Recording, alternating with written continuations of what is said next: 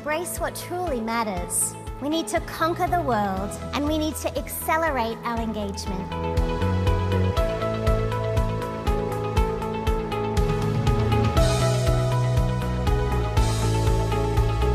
Because you change your words, you change the world.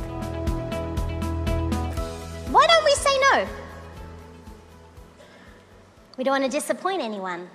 We want to please everybody. As a leader, we feel like we have to do everything, but the most productive people I know do less, not more. They do more of the things that truly energize them. Where do you need to say no more often? Because we need to say no to the things that don't matter so we can say, hell yeah! Oh, am I allowed to say that here? The way to get more efficient with your time is to think about where you need to say no. We have a mantra in my office, especially when I travel significantly, because I'm blessed to be on the road a lot of the time.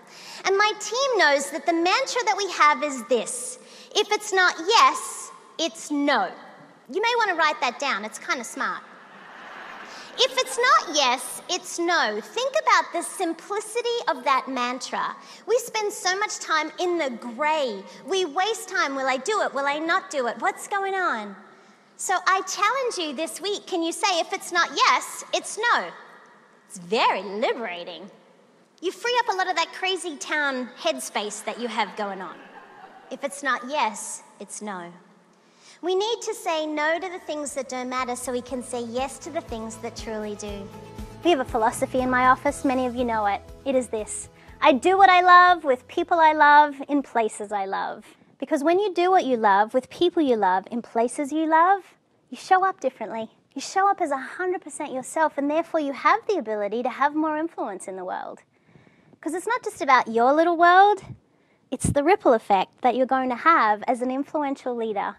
It's the ripple effect of those conversations. When you pay attention and you gift people the gift of your undivided attention, what's going to happen is you're going to be more accountable for that conversation.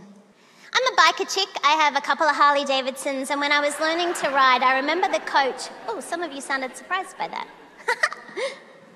I do.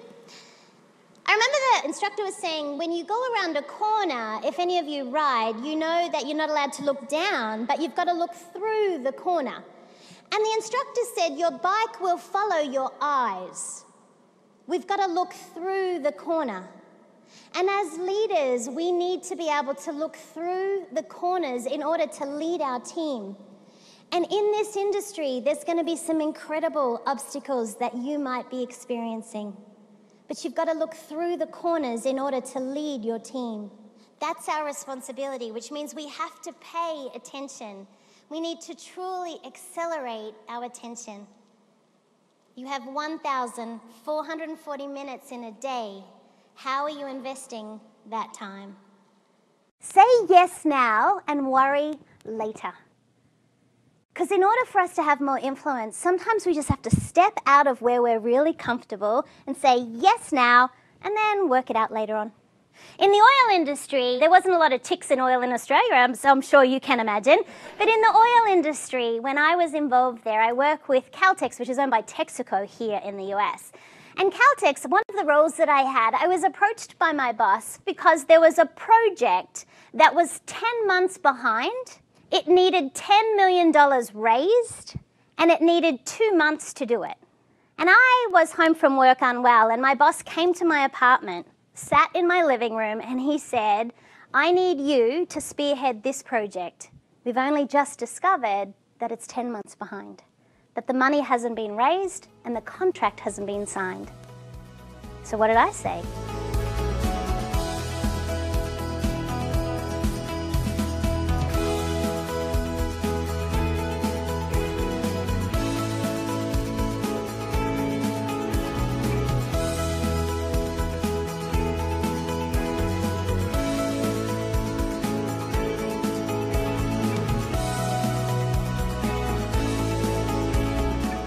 I raised $10 million, I released that project on time, and I had 100% compliance of every single gas station in Australia because I said yes now, and I worried later. Influential leaders know that what happens is we can get paralyzed by that fear.